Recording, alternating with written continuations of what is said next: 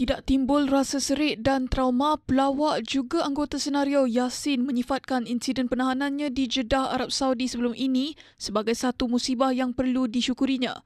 Yasin atau nama sebenarnya Yasin Yahya 47 tahun berkata dia menganggap kesilapan boleh berlaku tidak mengenal masa atau tempat sekaligus perlu dijadikan pengajaran pada masa mendatang. Trauma tu tak ada dalam kamus diri saya. Sebab saya tak tahu perjalanan yang akan datang macam saya cakap tadi itulah. Allah nak uji lebih hebat, saya tak tahu. Saya tak boleh riak dengan kata-kata saya. Tapi dari segi trauma saya pun dah ada pengalaman sebelum ni dan macam-macam saya lagi. Benda tu yang mengajar saya untuk saya menempuh akan datang. Saya pun bukan budak lagi. Saya pun dah bapa orang, dah hampir ada cucu dah.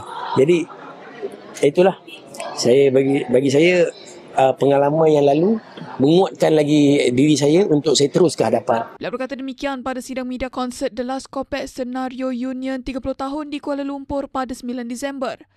Menjelaskan mengenai status kemasukannya ke Jeddah selepas ini, pelakon fileman Laksa itu berkata isu dihadapinya sebelum ini sudah selesai dan dia berhajat kembali ke sana membawa keluarga dan senario.